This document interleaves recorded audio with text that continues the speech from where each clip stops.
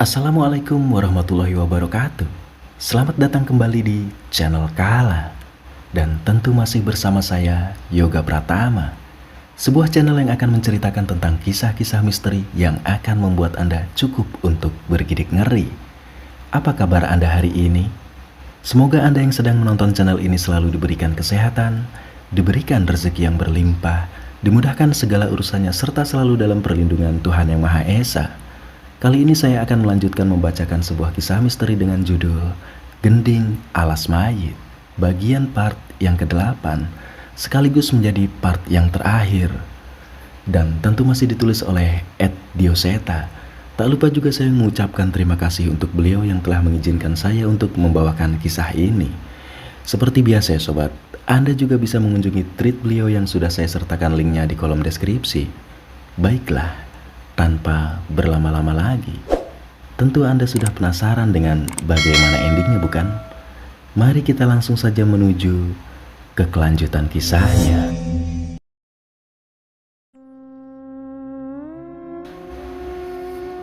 Danan, jangan dengerin setan itu, teriak Cahyo yang masih berusaha menahan demit-demit di alas mayit.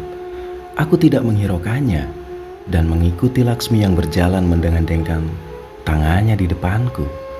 Nampaknya ia mengajakku ke sebuah di ujung sendang ini. Semua kenangan indah tentang Laksmi teringat dengan jelas di pikiranku ketika melihat senyumnya lagi. Perlahan Laksmi berjalan di depanku. Air dari sendang banyu ireng mulai menutupi hingga ke pinggangku. Namun, sampai di tengah sendang, aku melepaskan tangan Laksmi. Sebuah gong tua dengan akar pohon beringin yang membatu berada di hadapanku. Sebelum Laksmi sempat menoleh, aku membacakan ajian penguat raga dan memukul sekeras-kerasnya ke arah batu itu hingga hancur berkeping-keping. Melihat reaksiku, semua tercengang. Setan itu membalikan badannya. Wajahnya terlihat sangat kesal. "Kamu menipuku," ucap setan yang bersemayam dalam tubuh Laksmi. Aku mengambil bongkahan besar watu ringin yang tercerai-berai. Bersamaan dengan itu terlihat gong tua yang sebelumnya berada di atas batu itu. Sebuah tulisan terukir di benda tua itu. "Ing sangi sore wit bayan iki manggon layone sang Prabu.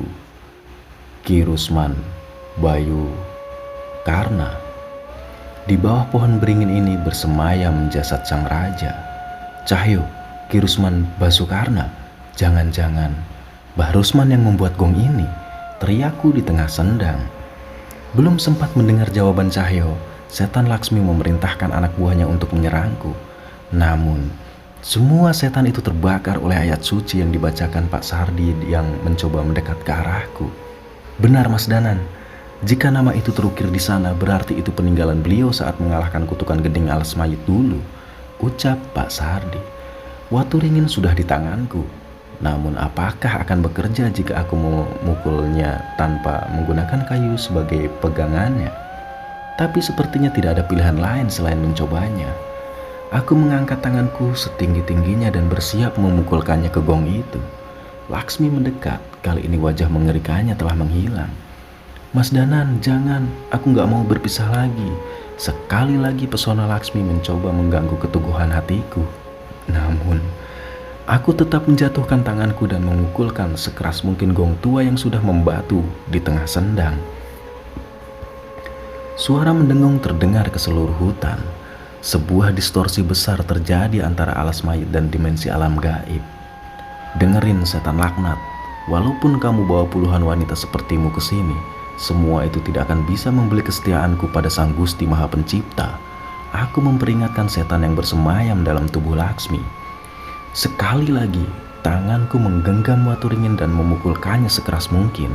Kali ini aku melakukannya dengan mantra penguat raga agar suaranya bisa menggema hingga ke desa. Suara gamelan terhenti. Suara mendengung itu menyiksa setan-setan pengikut roh penari itu. Tak sanggup menahan siksanya, setan itu keluar dari tubuh Laksmi. Makhluk-makhluk itu tak mampu menahan kekuatan besar yang muncul dari suara ini hingga mereka memilih untuk mundur ke ruang distorsi dan kembali ke alam gaib. Sebelum meninggalkan alas mayit, demit dari tubuh Laksmi melepaskan kekuatan hitam dan mengirimkannya kepada iblis Andaka yang sedang bertarung dengan Eyang Widarpa. "Andaka, Kuberikan kekuatan patih Gardapati padamu. Habisi mereka dan bangkitkan aku lagi. Perintah makhluk itu sebelum meninggalkan alas mayit. Suara gong mendengung sangat lama. Warga terlepas dari kutukan dan segera meninggalkan alas mayit dengan bantuan setan-setan alas mayit pun tidak lagi mengikuti perintah Andaka. Mereka meninggalkan Sendang Banyu Ireng dan menjauh dari medan pertempuran ini. Sudah, hentikan perbuatanmu Andaka, ucap Cahyo yang mencoba membantu Eyang Widarpa. Setan itu masih diselimuti kekuatan hitam. Eyang Widarpa pun belum berani menyentuhnya. Jangan sombong, kekuatanku ini cukup untuk menghabisi kalian semua, ucap Andaka. Cahyo tidak sabar. Ia mengukulkan lengannya yang telah diperkuat dengan roh Wanasura dan memukulkannya ke Andaka. Hanya dengan satu tangannya Andaka menahan serangan Cahyo yang seharusnya dapat menghancurkan batu yang besar dengan sekali serang. Sebuah tendangan diarahkan kepada Cahyo. Ia mencoba menahannya, namun terpental hingga tersungkur di tanah. Gila, kekuatan macam apa itu? Ucap Cahyo dengan gelisah. Itu adalah kekuatan Andaka dan Gardapati, kedua patih kerajaan yang terkena tipu muslihat setan itu, ucap Eyang Widarpa. Merasa bahaya yang lebih besar, aku mendekat dan mencoba membantu Eyang Widarpa. Eyang, apa kita harus menyatukan kekuatan lagi seperti saat melawan Bragaraswana? Ucapku pada Eyang. Bocah asu, itu di alam gaib. Yang bergabung denganku itu sukmamu. Kalau kita menggunakan kekuatan itu sekarang, kamu tidak akan bisa kembali ke ragamu, jelas Eyang Widarpa. Ia maju mendekat ke Andaka seolah bersiap melawannya. Biar aku sendiri yang menghadapi dia. Ini urusanku yang belum terselesaikan. Tidak mungkin, walaupun Eyang Widarpa sangat kuat, tapi aku tahu kekuatan ia saat ini masih jauh dari Andaka sekarang. Kami akan membantu. Cahyo berdiri dan mendekat ke Eyang Widarpa. Namun, sebuah tendangan dari Eyang Widarpa menyapu tubuh Cahyo dan membuatnya terpental lagi. Itu bayaran karena sudah menyebutku demi tua gila. Kalian tidak usah ikut campur. Eyang Widarpa memaksa. Cahyo menggaruk-garuk kepalanya dan mencoba berdiri menghampirinya lagi. Nyimpen dendam itu nggak baik Lumbah, ucapnya. Aku mengerti dengan maksud Eyang Widarpa dan mencoba menahan Cahyo. Eyang, paling enggak gunakan ini. Sebuah keris raga sukma peninggalan leluhurku kulemparkan pada Eyang Widarpa. Tanpa berbicara sepatah kata pun, Eyang Widarpa menangkap keris itu dan memulai pertarungan. Sebuah tusukan dihujamkan ke tubuh Andaka, namun dihindari dengan mudah. Eyang melompat mundur dan menerjang kembali dengan lincah. Terlihat sebisa mungkin Eyang Widarpa menghindari pukulan dari Andaka yang mungkin mampu memberikan serangan yang fatal. Hentikan Widarpa, tak ada satu seranganmu yang akan melukaiku, ucap Andaka dengan sombong. Kalau tidak akan melukaimu, tidak mungkin kamu menghindari serangan ini kan? Eyang Widarpa menerjang sekali lagi, dan kali ini tusukannya tepat di jantung Andaka. Berhasil. Akhirnya keris raga sukma menembus tubuh Andaka. Namun, Andaka terlihat tidak bergeming saat keris dicabut, lukanya kembali menutup. Aku sudah bilang, semua seranganmu tidak ada gunanya. Setan itu berkata dengan sombong di hadapan kami. Eyang Widarpa terlihat gentar. Semua serangannya benar-benar tidak ada artinya. Tanpa melewatkan kesempatan, Andaka memberikan serangan bertubi-tubi pada Eyang Widarpa. Cakaran hingga pukulan tanpa henti membuat Eyang Widarpa tak berdaya. Aku bersiap menolongnya, namun Eyang Widarpa tetap menahanku. Mundur. Eyang Widarpa tetap bersikeras menahan kami. Tapi Eyang, aku mencoba melawan. Aku iki demit wis ora duwe raga. Aku ini demit, sudah tidak punya raga, ucapnya pada kami. Nanging koe, ojo ngati mati nang kene. Tapi kalian jangan sampai mati di sini. Benar kata Eyang. Dengan sedikit serangan dari Andaka saja kami bisa langsung kehilangan nyawa. Tapi aku juga tidak bisa menjadi penonton saja. Aku mengingat mantra penyembuh yang diajarkan Pak Le dan membacakannya untuk memulihkan kondisi Eyang Widarpa. Tampaknya Cahyo juga mengerti. Ia melakukan hal yang sama. Semoga saja ini dapat membantu. Mendadak muncul api putih dari tubuh Andaka. Terlihat terjadi pemisahan kekuatan dari tubuhnya. Itu perbuatan Pak Sardi. Ia juga coba membantu Eyang Widarpa dengan mengirimkan api geni baraloka ke tubuh Andaka. Melihat hal itu, Eyang Widarpa menyadari sesuatu. Bocah asu, Apa benar jasad Raga dikuburkan di sana? Eyang Widarpa bertanya sambil menolehkan wajahnya ke arah Watu Ringin. Itu yang tertulis di gong itu, Eyang, jawabku. Sekali lagi hantaman keras diarahkan kepada Eyang, namun ia menghindar dan melompat sejauh mungkin. Nampaknya mantra penyembuh dari Pak Lek bekerja juga pada Eyang Widarpa. Secepat mungkin Eyang menghampiri ke tengah sendang dan berdiri di atas Watu Ringin yang telah terpecah. Segera keris Raga Sukma ditusukkan ke tengah-tengah batu itu. Eyang berlutut layaknya seorang patih yang memohon kepada rajanya. Kulo nyuwun indih kanggo nyilih kekuatan Sang Prabu. Saya meminta izin meminjam kekuatan Sang Prabu. Seolah menyambut perbuatan Eyang Widarpa, tanah mulai bergetar. Air di sendang Banyu Ireng surut masuk ke dalam tanah. Terlihat akar pohon beringin yang terlihat besar di bawah kaki Eyang Widarpa. Sebuah kekuatan merasuki keris Raga Sukma yang ditancapkan oleh Eyang Widarpa. Merasa akan adanya bahaya, Andaka mengejar Eyang Widarpa dan menyerangnya. Namun, Cahyo cukup cepat untuk memukulnya sekuat tenaga. Walaupun tidak bisa melukai Andaka, setidaknya Cahyo bisa memberi waktu. Gunakan api Baraloka sekali lagi, sebesar yang kalian bisa, perintah Eyang Widarpa. Aku dan Pak Sardi membacakan mantra pembakar menggunakan api Baraloka yang sudah membesar. Sekali lagi, tubuh Aswangga terlihat menolak kekuatan kedua demit patih dari tubuhnya. Eyang Widarpa menarik keris Raga Sukma yang telah diselimuti kekuatan dan menghujamkan ke jantung setan itu. Keris itu benar-benar menusuk ke dalam jantungnya. Kekuatan dari dalam keris melemahkan kekuatan kedua setan patih kerajaan itu. Dan kekuatan geni Baraloka berhasil melepaskan tubuh Aswangga dari roh Andaka. Tak melewatkan kesempatan, Eyang Widarpa menarik roh iblis itu mencabik-cabiknya dan menghabisinya dengan keris Raga Sukma yang tergenggam di tangannya. Suara mengerang terdengar di seluruh alas mayit, seolah menandakan kekalahan setan itu dari pertempuran ini. Keheningan yang cukup lama terasa di tengah hutan yang gelap ini. Hampir tidak ada sisa kekuatan di tubuh kami setelah serangan terakhir tadi. Eyang Widarpa masih terduduk di atas Watu Ringin tepat di mana jasad sang raja dikubur. Kami mencoba berdiri dan menghampiri Eyang, dan ia mencoba berdiri sambil menatapku. Danan, saiki wis rampung. Danan, sekarang sudah selesai, ucap Eyang Widarpa padaku. Tunggu, kali ini Eyang memanggilku dengan nama, bukan lagi bocah asu. Iya mbah, kita bisa kembali sekarang. Aku membalas ucapan Eyang Widarpa. Tidak, urusanku sudah selesai di alam ini, lanjut Eyang Widarpa. Maksud Eyang apa? Aku tidak mengerti dengan apa yang dikatakan Eyang Widarpa. Jasad sang raja sudah ditemukan. Kekuatan kedua patih sudah sirna. Sudah tidak ada lagi yang bisa membangkitkan kutukan gending alas mayit. Nyai Suratmi juga sudah tenang di alam sana.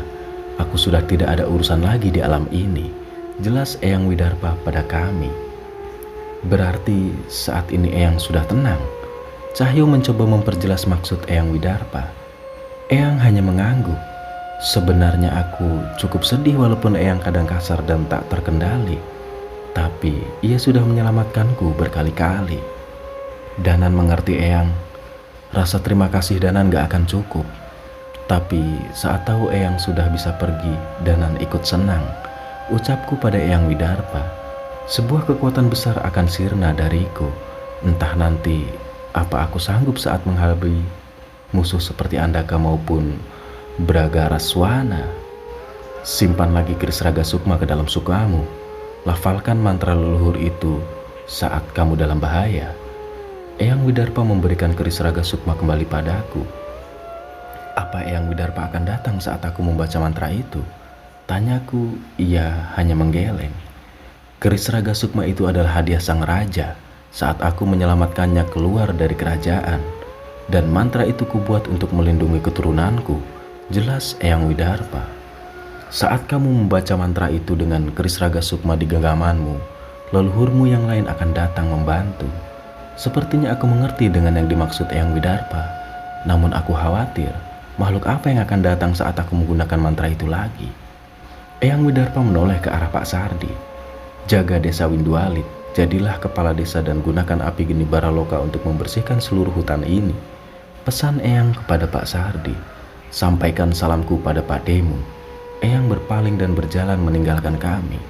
Rohnya menghilang bersama rintikan hujan yang mulai reda. Pagi mulai datang. Kami kembali ke desa. Terlihat Sekar masih sibuk mengurus warga desa yang terluka. Tapi sepertinya cukup banyak warga desa yang sudah sehat dan ikut membantu. Kami memutuskan tinggal beberapa hari sambil sedikit membantu memulihkan kondisi desa setelah hilangnya kutukan gending alas mayit. Di sisa waktu kami di sana, kami saling bertukar ilmu dengan Pak Sardi dan menikmati keindahan alam di desa Windu Alit yang sebelumnya tertutup oleh kutukan. Mas Danan, Mas Cahyo, yakin udah mau pulang. Tinggal di sini lebih lama juga nggak masalah kok, ucap Pak Sardi saat kami bersiap untuk kembali. Tuh Cahyo, mau tinggal di sini nggak? Ntar kangen lagi sama Sekar, ujarku sambil meledek Cahyo. Enak aja, kalau kangen kan tinggal main kesini lagi, ya kan Sekar? Ucap Cahyo sambil melirik ke arah Sekar. Iya, Mas Cahyo bisa kesini kapan aja kok. Langsung ajak orang tua juga nggak apa-apa. Sekar menjawab ucapan Cahyo dengan tersipu malu. Aku tertawa kecil, tapi rupanya tidak dengan Cahyo. Ia termenung saat Sekar berkata mengenai orang tua Cahyo. Heh, lampu hijau tuh. Aku menepuk bahu Cahyo menyadarkannya dari lamunannya. Iya ya, udah kami izin pamit ya.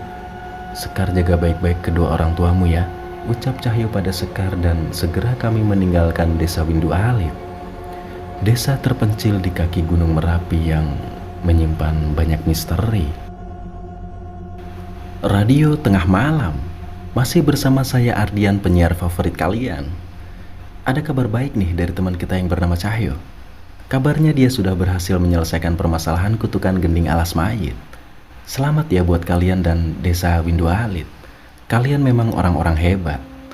Oke, karena sudah 3 cerita kita bacain, saatnya kita pamit. Selamat beristirahat. Radio Tengah Malam undur diri. Oke bungkus, teriak Dika dari luar ruangan.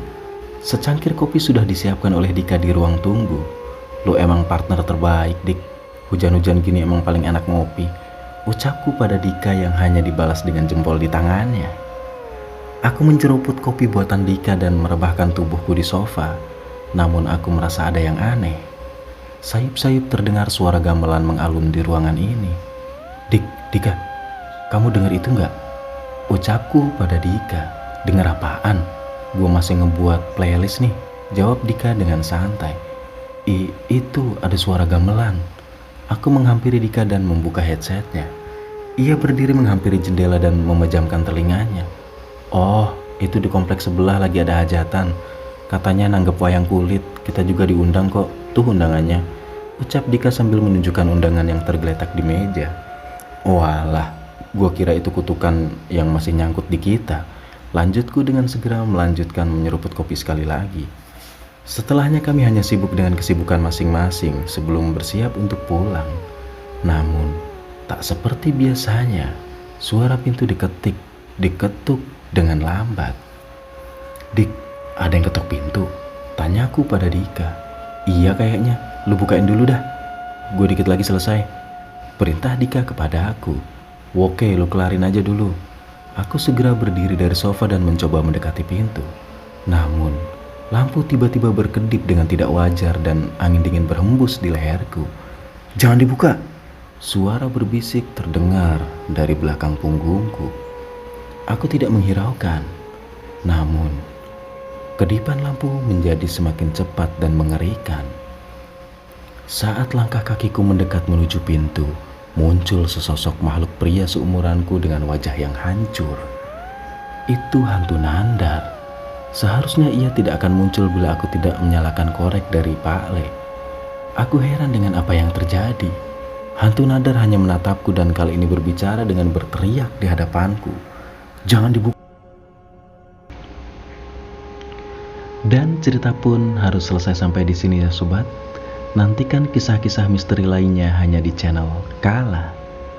Dan sebelum berakhir, saya akan membacakan sebuah catatan dari penulis.